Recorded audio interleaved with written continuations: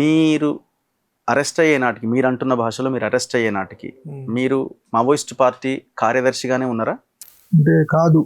అంటే ఇప్పుడు మా పార్టీ ప్రధాన కార్యదర్శి నంబాల కేశవరావు బిఆర్ దాదా, ఆయన అమరుడైన తర్వాత, ఆయన అమరుడు కావడానికి ముందు కూడా కేంద్ర కమిటీ సమావేశం కావడంలో చాలా సమస్యలు ఉండినాయి.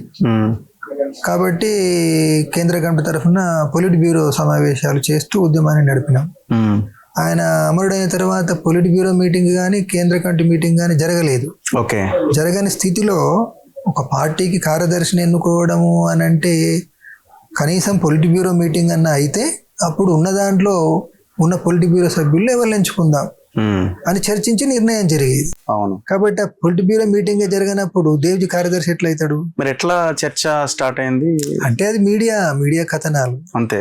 అంటే ఇప్పుడు జనరల్ గా పార్టీలో సీసీకి అగ్రభాగాన్ని ఉండేది పీబీ. ఆ పీబీలో ఉన్నటువంటి దాంట్లో ఎవరో ఒకరు కార్యదర్శి అవుతారు.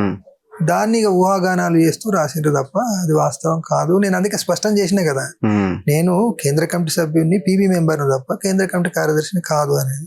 మీరు అడుగుతుండ్రు కాబట్టి మీ ద్వారా మళ్ళీ ఒకసారి స్పష్టం చేస్తున్నా, నేను కేంద్ర కమిటీ కార్యదర్శిని కాదు. సో అవ్వడానికి ఏమైనా ప్రయత్నం జరిగిందా? మిమ్మల్ని చేయడానికి ఏమైనా ప్రయత్నం జరిగిందా? ఒక దగ్గర కలవాలి అని ఏమైనా ప్రయత్నం చేశారా? అంటే ఇప్పుడు అలాంటి ప్రయత్నాలు ఏం జరగలేదు. అయితే ఇప్పుడు జనరల్గా ఈ నష్టం జరిగిన తర్వాత ఉన్న వాళ్ళం ఫర్దర్గా ఎట్లా చేద్దాము అనే ఆలోచనలు ఉండినాయి.